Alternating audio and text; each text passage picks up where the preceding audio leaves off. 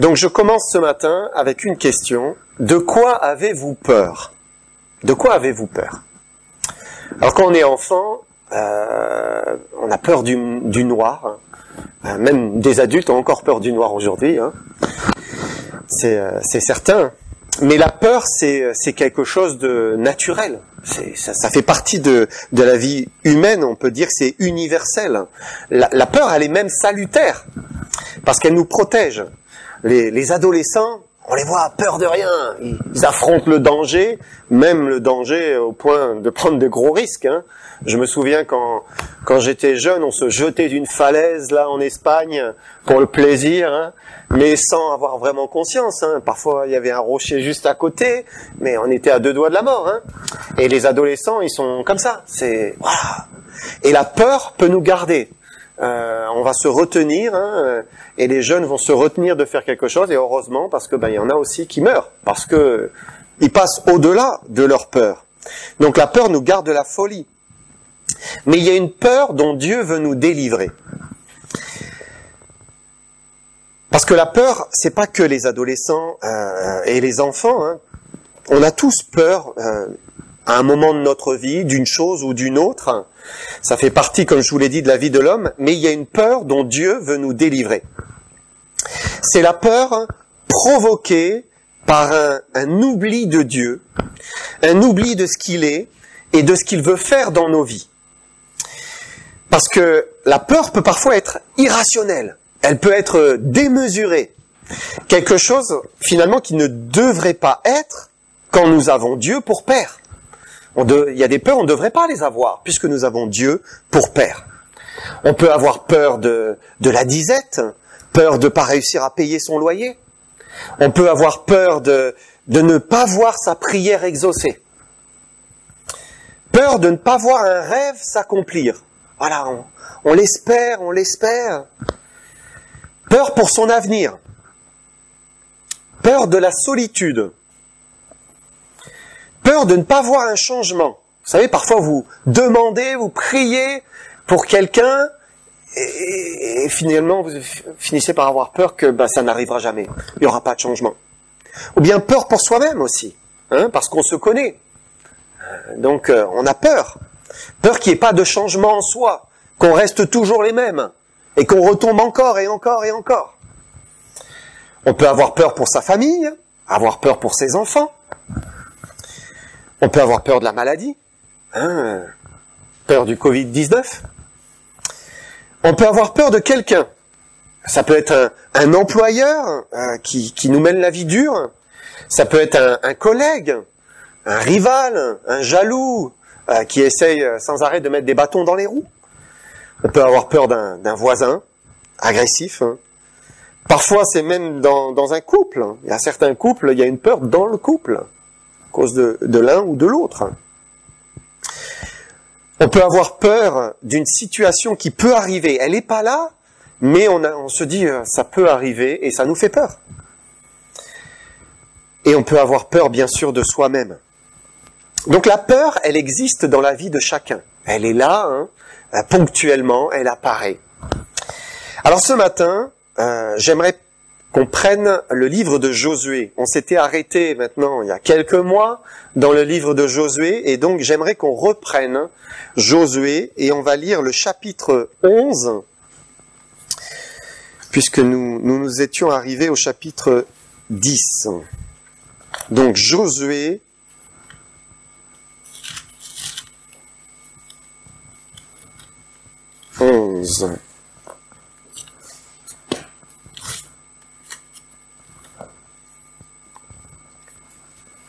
Et si j'ai commencé avec cette question, de quoi avez-vous peur? C'est que Josué avait des raisons d'avoir peur. Donc on va lire ensemble les 5 premiers versets de Josué 11. Jabin, roi de Hatzor, ayant appris ces choses, envoya des messagers à Jobab, roi de Madon, au roi de Shimron, au roi d'Achaf, au roi qui était au nord dans la montagne, dans la plaine au midi de Kinéret, dans la vallée, et sur les hauteurs de Dor à l'Occident, aux Cananéens de l'Orient et de l'Occident, aux Amoréens, aux Étiens, aux Phérésiens, aux Jébusiens, dans la montagne, aux Éviens au pied de l'Hermon, dans le pays de Mitzpa. Ils sortirent eux et toutes leurs armées avec eux, formant un peuple innombrable comme le sable qui est sur le bord de la mer, et ayant des chevaux et des chars en très grande quantité. Tous ces rois fixèrent un lieu de réunion et vinrent camper ensemble près des eaux de Mérom pour combattre contre Israël. Et je m'arrête ici. Et donc on voit ici ce Jabin, roi de Hatzor, qui lui va s'inquiéter de voir Israël, de voir Josué qui est en train de conquérir le pays petit à petit. Alors qu'est-ce qu'il va faire? Il va former une coalition de au moins une dizaine de rois et puis au moins 7 peuples différents qui étaient dans la région, les Amoréens, les Étiens, les Phérésiens, si bien qu'il formait un peuple innombrable comme le sable au bord de la mer, sur le bord de la mer. Imaginez le sable, si vous êtes à la plage, là, le nombre de grains de sable, rien qui sur une plage, hein, eh bien c'était ça. C'était innombrable, c'était une armée immense, gigantesque, probablement la plus grande coalition à laquelle eh bien Josué devait faire face, ici avec Israël. Et c'était vraiment une montagne devant lui, c'était un Kilimandjaro, c'était un Everest. C'est un peu comme Moïse qui est devant la mer Rouge, avec 2 millions d'hommes affaiblis par l'esclavage, par le désert, et puis les chars de Pharaon qui arrivent à toute vitesse à l'arrière, et eux ils sont devant un mur, ils sont comme dans une impasse. Hein. Imaginez la frayeur. Hein. Et Dieu nous mène souvent au pied de montagnes qui sont immenses, elles sont gigantesques. Dans l'idée de la montagne, il y a quelque chose qui est infranchissable. Parce qu'on se sent tout petit, et l'épreuve devant nous, elle nous semble gigantesque, hein, immense. Hein. C'est ça une montagne. Parce qu'on n'a pas peur de quelque chose qui est facile. On n'a pas peur. On n'a pas peur quand c'est atteignable, quand c'est à notre portée. On n'a pas peur de ce que l'on connaît ou que l'on peut surmonter. Mais on a peur de l'insurmontable, on a peur du géant, on a peur du fort quand nous on se sent faible, de l'innombrable quand nous on se sent en tout petit nombre. Alors qu'est-ce qui nous fait peur? Qu'est-ce qui nous fait peur? Dieu ne veut plus que nous ayons peur. Pour Josué, comme à son habitude dans la Bible, lorsque Dieu voit que les siens ont peur, qu'est-ce qu'il dit? Ne crains point. Et c'est ce qu'il va dire à Josué, verset 6. L'Éternel dit à Josué, ne les crains point, car demain, à ce moment-ci, je les livrerai tous frappés devant Israël. Tu couperas les jarrets à leurs chevaux et tu brûleras au feu leurs chars. Ne crains point, ne crains point. Et Dieu n'arrête pas de dire ne crains point à tous ces enfants qui craignent. Sans cesse, il leur répète encore et encore et encore. Abraham a eu peur de ne pas avoir d'héritier. Dieu lui dit ne crains point. Agar a eu peur de mourir de soif avec son fils dans le désert. Jacob a eu peur de descendre en Égypte. Il s'est dit mais qu'est-ce qui va se passer si j'ai déjà perdu Joseph, qu'est-ce qui va se passer? Josué a aussi peur quand il était au tout début de la conquête. Hein. Il n'était pas encore rentré dans la bataille. Il a tremblé. Gédéon a eu peur en voyant l'ange de l'Éternel. Ruth a eu peur quand Boaz s'est réveillé et qu'il l'a vu à ses pieds. La veuve de Sarepta a eu peur de donner tout ce qui lui restait au prophète. Simon-Pierre a eu peur de quitter son travail quand Jésus l'a appelé. Et Jésus lui a dit, mais ne crains pas, ne crains point, tu seras pêcheur d'hommes. Même Paul a eu peur de prêcher, continuer à prêcher à des villes hostiles. Dieu lui a dit, ne crains point. Paul a eu peur aussi dans le navire qui était dans la tempête. Et Dieu lui a dit, non, ne crains point, ne crains point. Donc la peur, elle existe, elle est normale, elle est en nous, hein. Mais pour chacun de ces exemples, à chaque fois, Dieu le dit, ne crains point. Et il nous le dit à nous aussi, ne crains point. Parce qu'il veut chasser nos peurs. Dieu nous connaît, il connaît nos peurs, et il nous dit à tous, ne craignez pas. J'aime ce verset, ne crains point, petit troupeau, car votre Père a trouvé bon de vous donner le royaume. S'il a trouvé bon de vous donner le royaume, de quoi avez-vous peur? Ne craignez point. Et Josué, il avait cette armée immense, mais il pouvait avoir l'assurance qu'il aurait la victoire. Et pour lui, ce qui pouvait vraiment l'inquiéter, c'était le nombre des chars, un grand nombre de chars, et le nombre des chevaux. Qu'est-ce que c'est qu'un homme, ou même une dizaine d'hommes, face à un char qui arrive à toute vitesse? Ça leur faisait peur, c'est normal. Les chevaux avec les chars, c'était la force, c'était la rapidité, c'était la hauteur aussi, la solidité devant la faiblesse, la lenteur, un homme qui court, la fragilité de l'homme. Mais la promesse de Dieu pour Josué, c'est qu'il va vaincre ses peurs et qu'il va éliminer l'objet de ses peurs. Alors qu'est-ce qui nous fait peur? Est-ce que c'est de manquer de quelque chose? Est-ce que c'est d'échouer à quelque chose? Est-ce que c'est quelqu'un? Est-ce que c'est le futur?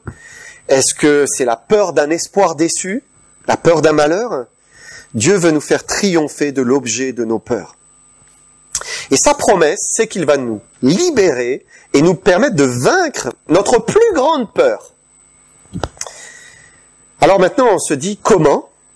Eh bien, c'est dans la foi, par la foi dans sa parole. Qu'est-ce qui peut aider l'enfant de Dieu à vaincre ses peurs? Eh bien, c'est uniquement les promesses qui sont écrites, les promesses de la parole de Dieu. Et Josué avait cette promesse. Regardez verset 6. L'Éternel dit à Josué, ne les crains point, car demain, à ce moment-ci, je les livrerai tous frappés devant Israël. Tu couperas les jarrets à leurs chevaux, et tu brûleras au feu leurs chars. Quelle est la promesse?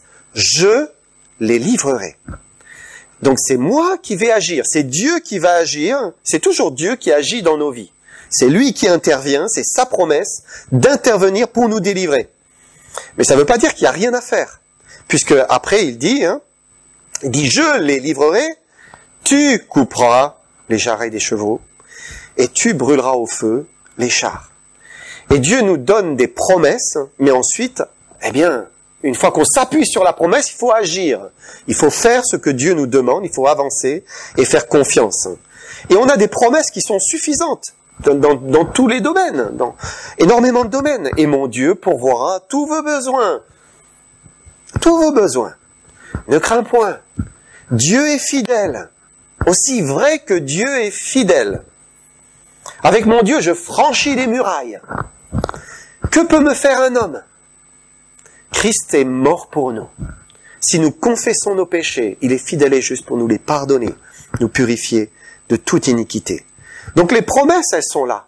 Mais il faut croire dans ces promesses. Il faut y faire confiance. C'est celui qui croit et celui qui a foi, qui n'a pas peur. Lui, il n'a pas peur. Et c'est vrai, tout ça c'est vrai. Et c'est vrai pour nous maintenant. Les promesses sont vraies pour nous maintenant, dès que nous y plaçons notre foi, notre confiance. Maintenant, pour y croire et pour avoir confiance, il faut impérativement les avoir devant les yeux. Il faut les lire. C'est obligé. Dieu ne peut pas fortifier notre foi si on ne lit pas ses promesses. Si elles ne sont pas devant nos yeux, sur notre cœur. C'est très important. Il faut se nourrir, il faut s'alimenter et lire donc chaque jour. Si Dieu a pris dans la Bible l'image de la nourriture pour l'idée de se nourrir spirituellement, vous savez, l'homme ne vivra pas de pain seulement, mais de toute parole qui sort de la bouche de Dieu. Mais c'est exactement la même chose que pour la nourriture physique. Certains vont dans les buffets asiatiques. Vous aimez ça? Et là, c'est à volonté. Alors, certains parfois se remplissent Ils mangent, ils mangent, ils mangent, au point d'être malades la nuit, hein, à mal dormir parce que ils ont l'impression que le ventre va éclater. Et le lendemain, qu'est-ce qui se passe? Ils ont faim. Encore faim. Toujours faim. Parce que le corps réclame de la nourriture chaque jour. Et c'est pas parce qu'on lit 30 chapitres un jour qu'on se dit ah ben c'est bon, je suis tranquille pour le mois. Je suis nourri spirituellement. Et non. Et non. Non. Le lendemain, notre âme, notre esprit a besoin encore de nourriture. On en a besoin tous les jours. Il faut se nourrir tous les jours. Et si nous lisons un peu tous les jours, un petit peu tous les jours, on ne fait pas d'indigestion, et on lit encore, et on a toujours envie de lire. Et vous savez, plus on lit d'une manière régulière, plus on aime lire. C'est ça. Dieu nous fait triompher aussi de cette résistance qui est en nous. Hein. Donc lire, c'est très important si on veut croire. La foi est alimentée par les paroles, par les promesses de la parole de Dieu. Ensuite, dans la foi que nous avons lue, que nous avons entendue, eh bien on passe à l'action, on agit. C'est ce que va faire Josué, verset 7. Josué, avec tous ces gens de guerre, arriva subitement sur eux, près des eaux de Mérom, et se précipitèrent au milieu d'eux. Là, on agit dans la foi, on passe à l'action, et qu'est-ce qui se passe? Dieu tient ses promesses. Il fait ce qu'il a dit. Verset 8. L'Éternel les livra entre les mains d'Israël. Ils les battirent et les poursuivirent jusqu'à Sidon-la-Grande, jusqu'à Mitzphoth-Maïm et jusqu'à la vallée de Mitzpah vers l'Orient. Ils les battirent sans en laisser échapper aucun. Josué les traita comme l'Éternel lui avait dit.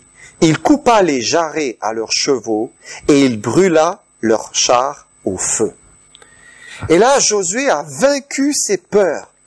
Et il a vaincu ce qui probablement devait le faire trembler, hein, tous ses chevaux et tous ses chars.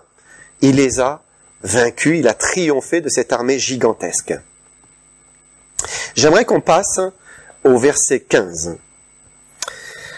Verset 15, Josué exécuta les ordres de l'Éternel à Moïse, son serviteur, et de Moïse à Josué, il ne négligea rien de tout ce que l'Éternel avait ordonné à Moïse. Et ici, on voit sa fidélité. Il a fait tout ce qu'il devait faire. Dieu a parlé à Moïse, Moïse a parlé à Josué, Josué a reçu ses paroles, donc des paroles d'un homme, mais qui venaient de Dieu, et il a obéi à tout ce qui lui avait été demandé, à cette parole qui avait été transmise par Moïse. Il a obéi. Et nous aussi, on obéit à des paroles qui ont été données à des hommes et qui nous sont transmises. C'est la parole de Dieu. Mais nous obéissons. On obéit à tous les prophètes, on obéit aux apôtres, à tout ce qu'on a reçu de Dieu par les Écritures. Et ça, c'est important. On obéit à la parole de Dieu. Certains voudraient un signe du ciel. Ils veulent un signe du ciel. Ils disent, oh, si Dieu pouvait me parler. Au moins, s'il me parlait, pour que je sache ce que je dois faire. Et Dieu dit, ben, lis, j'ai parlé. C'est là. C'est là. Arrête de chercher dans le ciel un signe, mais cherche dans une lecture fidèle des Écritures. Lis ta Bible. Encore et encore. Et je te donnerai une conviction qui vient du Saint-Esprit. Ça descendra dans ton cœur et tu auras la victoire. Tu sauras. Et Josué avait une promesse et cette promesse était suffisante. Elle venait de Dieu, elle était suffisante. Et c'est ainsi qu'il a triomphé d'une armée innombrable comme le sable qui est sur le bord de la mer. Et donc c'est vraiment important de se nourrir chaque jour. Alors j'aimerais juste revenir encore sur cela, sur l'importance de lire la Bible. Pourquoi c'est si important? Parce que vaincre nos peurs, vaincre nos ennemis, c'est quelque chose qui se fait dans la durée. C'est pas quelque chose qui est, hop, comme un éclair rapide. Regardez ce qu'il est dit, verset 18. La guerre que soutint Josué contre tous ces rois fut de longue durée. De longue durée. Josué n'a pas exterminé tous ces peuples en quelques heures, en 24 heures. Non, c'était impossible. La Bible nous l'explique en 10 lignes. C'est très rapide.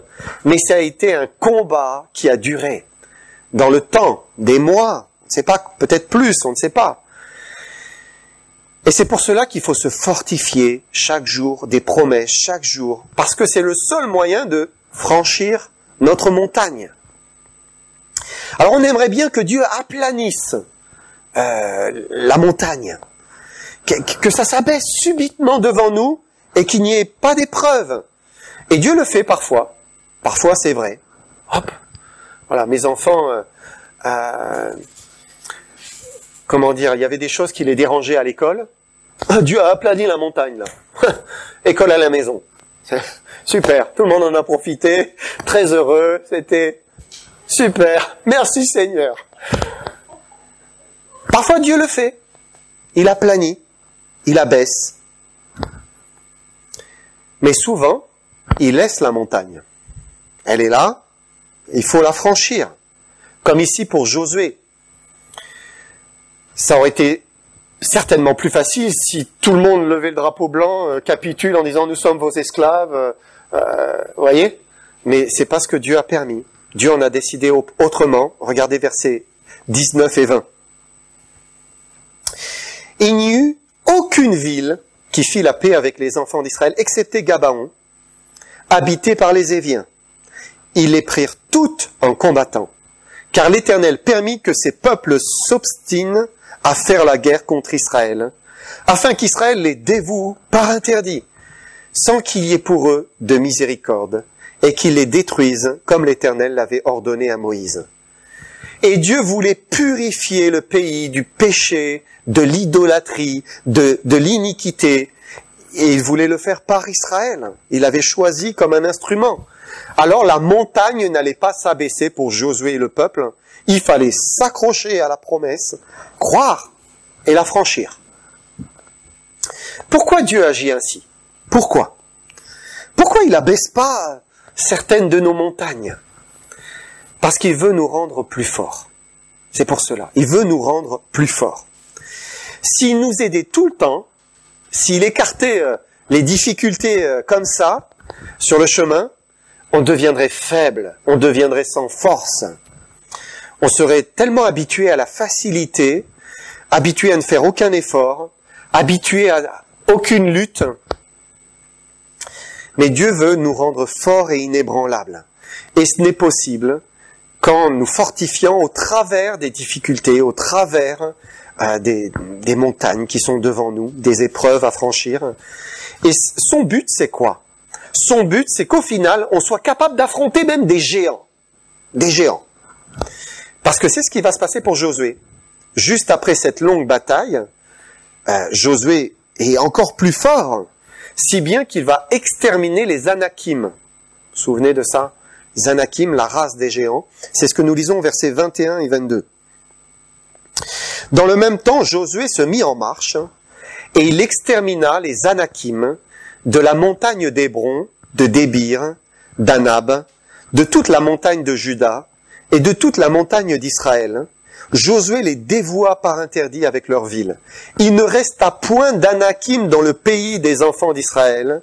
Il n'en resta qu'à Gaza, à Gath et à Asdod. Donc, les Anakim, c'était cette race des géants comme Goliath, vous vous souvenez.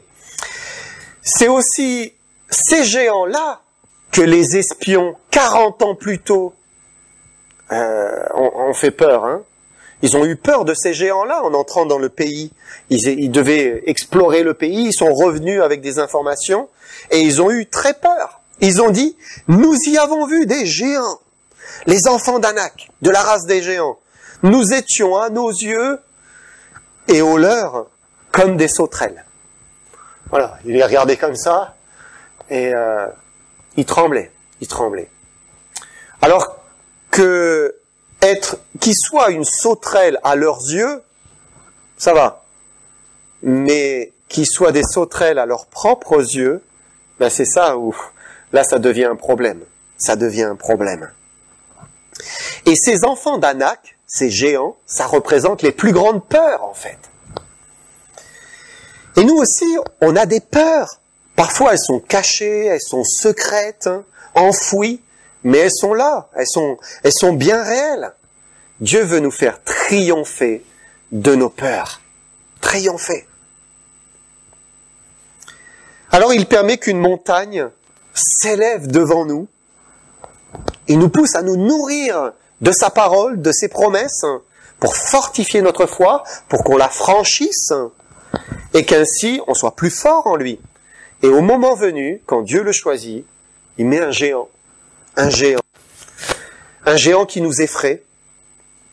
Mais c'est pas pour qu'il nous terrasse, mais c'est pour qu'on le terrasse, et qu'on triomphe, et qu'on ait finalement plus peur de nos plus grandes peurs. Parce qu'avec Dieu, on n'a pas raison d'avoir peur.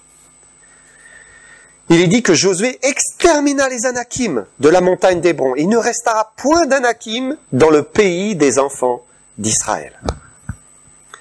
Et les difficultés que nous franchissons, elles nous rendent plus forts.